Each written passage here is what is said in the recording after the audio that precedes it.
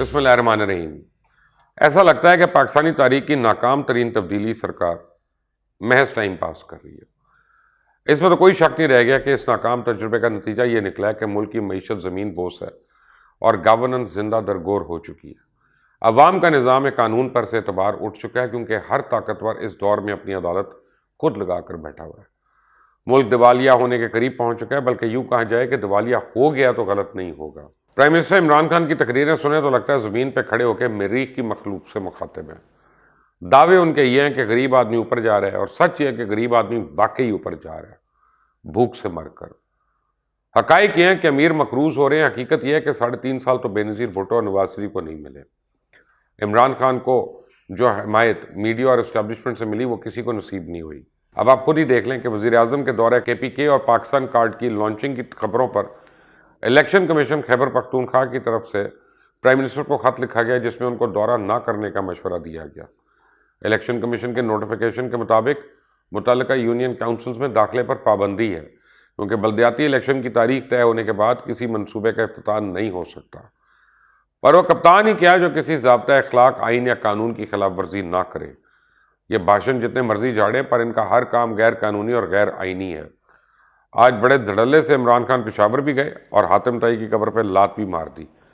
احساس ration card, صحت card, Pakistan میں پیٹرول سستا ہے، ہم نے یہ کر دیا، ہم نے وہ کر دیا، پاکستان کو فلاحی ریاست بنا دیا، پاکستان دنیا میں سستا ترین ملک ہے کہہ کر چلے گئے، اور بتا دیا کہ الیکشن کمیشن اس کے خط کی حیثیت اور اس کی اوقات ان کی نظر میں کیا ہے۔ یہ تو کچھ بھی نہیں ہے۔ جو دھونس اور دھاندلی ان کے وزراء کر رہے ہیں، علمان الحفیظ آپ خود سن لیں۔ جو علی امین گنڈاپور نے اپنے بھائی فیصل امین کی کیمپین کے دوران کیا فرمایا، سنیں ذرا۔ بلدیات الیکشن ہے نا، ووٹ دیو کسی الیکشن ہے بلدیات کا منسٹر کون ہے، وزیر کون ہے؟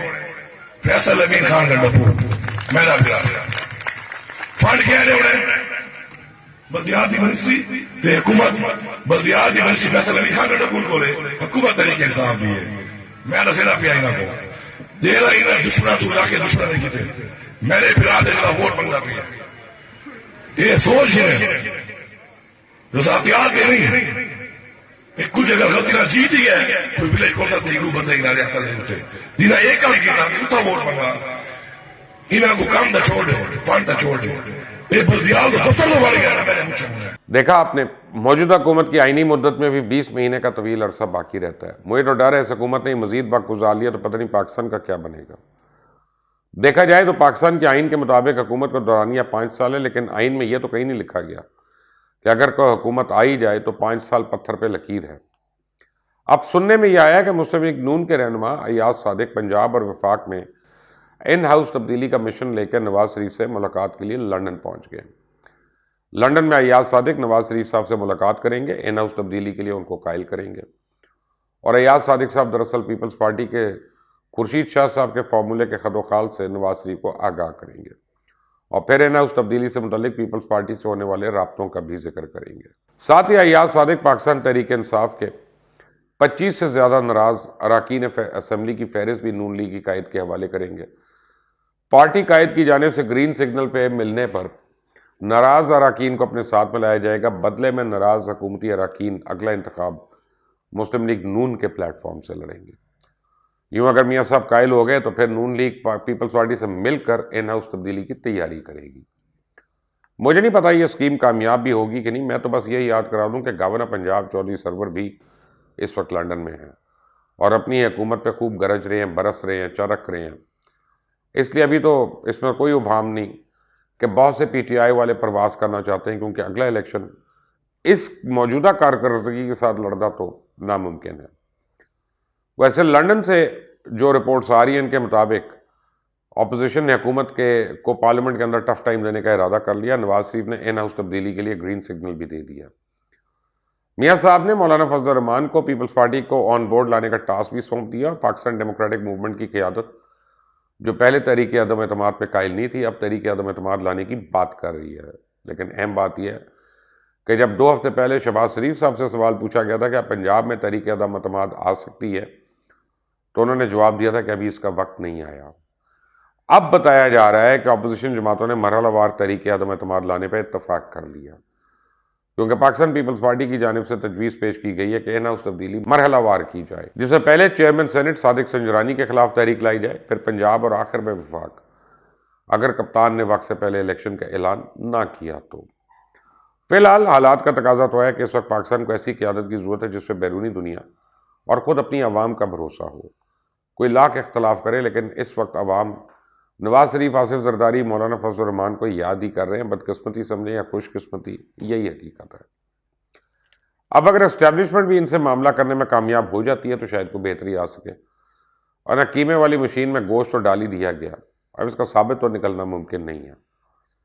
آپ خود دیکھ لیں NA-133 لاہور میں پیپلز پارٹی نے 34,000 ووٹ لے لیے۔ اتنے لوگ اب عمران خان لاہور میں کسی جلسے میں اکٹھا نہیں کر سکتے۔ اس رزلٹ کو دیکھتے ہوئے سابق صدر آصف زرداری نے پنجاب میں پوری قوت کے ساتھ بلدیاتی الیکشن لڑنے کا اعلان کر دیا اور لاہور سمیت پورے پنجاب میں پارٹی کو مضبوط کریں گے۔ ان کا کہنا تھا کہ 1979 کی طرح لاہور کے بلدیاتی الیکشن میں کلین سویپ کریں گے۔ میں اس لیے کہہ رہا ہوں کہ اب پی ٹی آئی بڑے جلسے نہیں کر سکتی کہ ابھی 2 دن پہلے ہی اسلام آباد میں کامیاب جوان کے ڈرامے کو کامیاب بنانے کے لیے جس طرح سرکاری تعلیمی اداروں سے طلباء طالبات کو جبری طور پہ لایا گیا وہ بھی سامنے ہے۔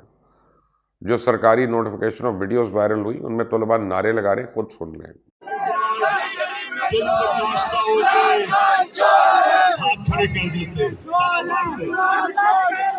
دیکھا آپ نے، اب اس کے بعد کچھ باقی رہ جاتا ہے؟ ان میں شرم ہوتی تو ڈوب مرتے، لیکن یاد رکھیں یہ وہی پارٹی اور عمران خان ہے جو نون لیگ کو تانا دیا کرتے تھے کہ پٹواریوں کی مدد سے یہ جلسے کرتے ہیں۔ میں آپ کو بتا دوں، ایک نالائق اور نااہل حکومت کو کسی وقت بھی آئینی طریقے سے گھر بھیجا جا سکتا ہے، اور یہ کوئی غیر قانونی کام نہیں ہے، یہ سب آئین پاکستان میں لکھا ہوا ہے۔ تو اگر اپوزیشن آئینی طریقے سے تحریک عدم اعتماد لانے میں کامیاب ہو ہی جاتی ہے تو اس نااہل اور نکمی حکومت سے عوام کو چھٹکارا مل سکتا ہے۔ باقی جو اس تبدیلی سرکار نے ملک کا بیڑا گرک کرنا تھا وہ تو یہ کر ہی چکی ہے، کیونکہ سچ یہ ہے کہ مڈل کلاس ختم ہو چکی ہے۔ مڈل کلاس تو اب غربت کی لکیر کے نیچے چلی گئی ہے، غریب فقیر ہو گئے ہیں، فقیر مجرم۔ کل جو کچھ پاکستان کے مختلف شہروں میں ہوا ہے، اس وقت کوئی شک رہ گیا کہ پاکستان مالی، معاشی، روایتی، سماجی اور اخلاقی طور پہ دیوالیہ ہو چکا ہے۔ اسٹیٹ بینک تک تو اب حکومت کا رہا نہیں۔ میری نظر میں بیرونی قرضوں کے نیچے دبی ہوئی قوم 3 مہینے سے زیادہ ان حالات کا مقابلہ نہیں کر سکتی۔ حکمرانوں کی زبان پہ دنیا کو بھروسہ ہے، نہ پاکستانیوں کو۔ یاد رکھیں، دنیا زبان و بیان کے بھروسے پہ چلتی ہے، اداکاری اور جھوٹ سے نہیں۔ دیکھا جائے تو پی ٹی آئی حکومت میں 2 طرح کے لوگ ہیں، ایک وہ جو ماضی کے کرپٹ حکومتوں کا حصہ تھے، اور دوسرے وہ جو بالکل نا تجربہ کار تھے لیکن گز گز لمبی زبانیں ضرور تھیں ان کی۔